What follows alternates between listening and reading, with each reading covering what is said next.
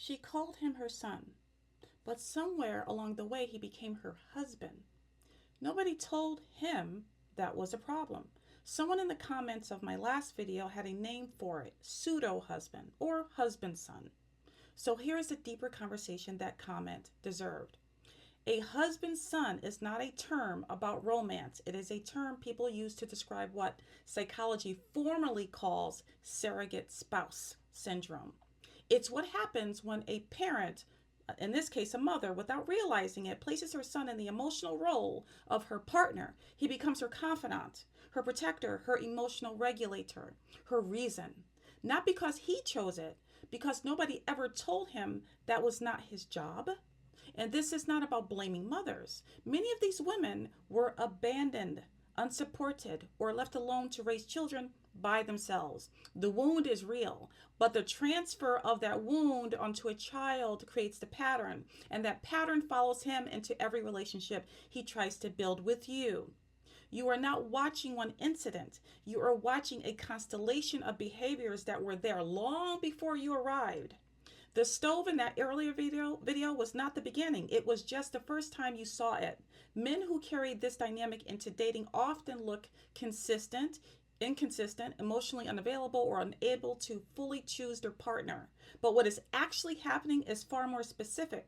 His nervous system was trained to equate love with sacrifice, loyalty with self-erasure. So when you introduce a boundary, even a reasonable one, his system reads it as abandonment to his mom. And his mother's voice has been the loudest voice in that system since childhood. Understandable. This is not a character indictment. It is a pattern, and patterns can be changed, but only when they are seen. Galatians 6:5 says each person must carry their own load, not someone else's emotional infrastructure, not a role assigned before they were old enough to know better. Some men have reported this. They never married. They never built the family they wanted, not because they did not want it, but because they could not emotionally leave without feeling like they were abandoning someone who had no one else. That guilt is real. That emotional blackmail some of them feel is real, and it has cost some of them everything they actually wanted. They deserved someone to name this sooner. Here is what discernment looks like. You are not watching whether someone loves his mother. A man who loves his mother is a good sign.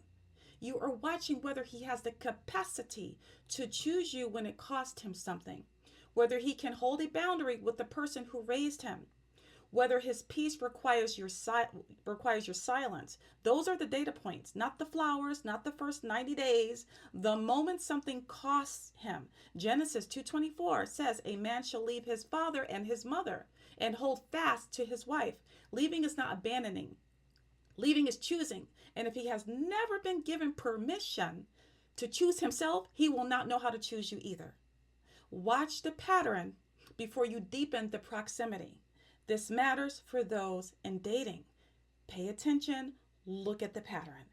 Gotta go. I actually will do a video on this with married couples because some married couples put each other in other roles that they didn't realize they were doing.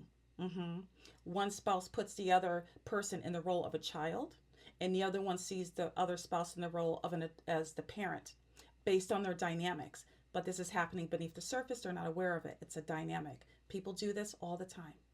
Gotta go. Ciao.